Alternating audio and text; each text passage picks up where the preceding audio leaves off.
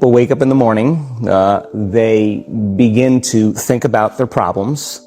Those problems are circuits of memories in the brain. Each one of those memories are connected to people and things at certain times and places. And if the brain is a record of the past, the moment they start their day, they're already thinking in the past. Each one of those memories has an emotion. Emotions are the end product of past experiences. So the moment they recall those memories of their problems, they all of a sudden feel unhappy, they feel sad, they feel pain. Now, how you think and how you feel creates your state of being. So the person's entire state of being when they start their day is in the past. So what does that mean? The familiar past will sooner or later be predictable future. So if you believe that your thoughts have something to do with your destiny, and you can't think greater than how you feel, or feelings have become the means of thinking, by very definition of emotions, you're thinking in the past. And for the most part, you're going to keep creating the same life. So then people grab their cell phone, they check their WhatsApp, they check their text, they check their emails, they check Facebook, they take a picture of their feet, they post it on Facebook, they tweet something, they do Instagram, they check the news, and now they feel really connected to everything that's known in their life. And then they go through a series of routine behaviors.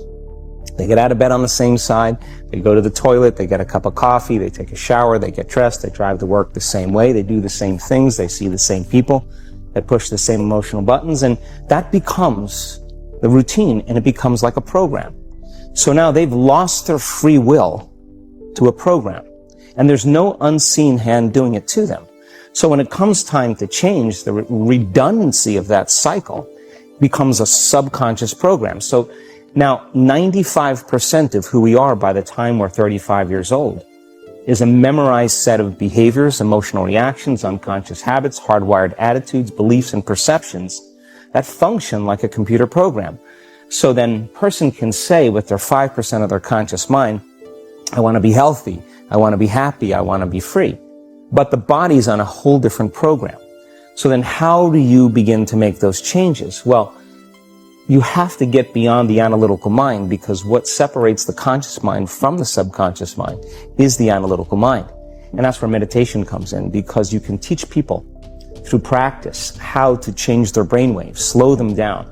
And when they do that properly, they do enter the operating system where they can begin to make some really important changes. So most people then wait for crisis or trauma or disease or diagnosis. They wait for loss, some tragedy to make up their mind to change. And my message is, why wait? And you can learn and change in a state of pain and suffering, or you can learn and change in a state of joy and inspiration. And I think right now, the cool thing is that people are waking up. Most people spend 70% of their life living in survival and living in stress. So they're always anticipating the worst case scenario based on a past experience. And they're literally, out of the infinite potentials in the quantum field, they're selecting the worst possible outcome, and they're beginning to emotionally embrace it with fear. And they're conditioning their body into a state of fear. Do that enough times, body has a panic attack without you. You can't even predict it because it's programmed subconsciously. So people become addicted to the rush of those emotions, and they use the problems and conditions in their life to reaffirm their limitation, so at least they can feel something. So now when it comes time to change, you say to the person, why are you this way? Well, every time they recall the event, they're producing the same chemistry in their brain and body as if the event is occurring, firing and wiring the same circuits and sending the same emotional signature to the body. Well, what's the relevance behind that? Well, your body is your unconscious mind. In a sense, if you're sitting down and you start thinking about some future worst case scenario that you're conjuring up in your mind, and you begin to feel the emotion of that event, your body doesn't know the difference between the event that's taking place in your world, outer world, and what you're creating by emotion or thought alone. So most people then, they're constantly reaffirming their emotional states. So when it comes time to give up that emotion, they can say, I really want to do it. But really the body is stronger than the mind because it's been conditioned that way. So the servant now has become the master. And the person all of a sudden, once they step into that unknown, they'd rather feel guilt and suffering because at least they can predict it. Being in the unknown is a scary place for most people because the unknown is uncertain. And people say to me, Well, I can't predict my future. I'm in the unknown, and I always say the best way to predict your future is to create it. Not from the known, but from the unknown. What thoughts do you want to fire and wire in your brain?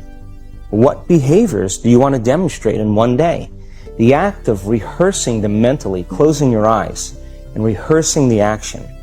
Rehearsing the reaction of what you want, or the action? The action of what you want. By closing your eyes and mentally rehearsing some action. If you're truly present, the brain does not know the difference between what you're imaging and what you're experiencing in 3D world. So then you begin to install the neurological hardware in your brain to look like the event has already occurred. Now, your brain is no longer a record of the past. Now it's a map to the future.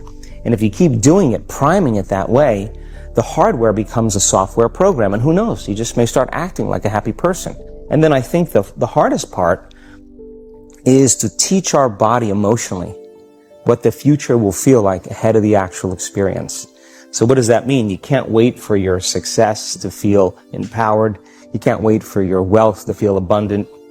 You can't wait for your new relationship to feel love, or your healing to feel whole. I mean, that's the old model of reality, of cause and effect, waiting for something outside of us to change how we feel inside of us. And when we feel better inside of us, we pay attention to whoever or whatever caused it. But what that means then is that from the Newtonian world is that most people spend their whole life living in lack, waiting for something to change out there. What do you mean the Newtonian world? Newtonian world is all about the predictable. It's all about predicting the future. But the quantum model of reality is about causing an effect.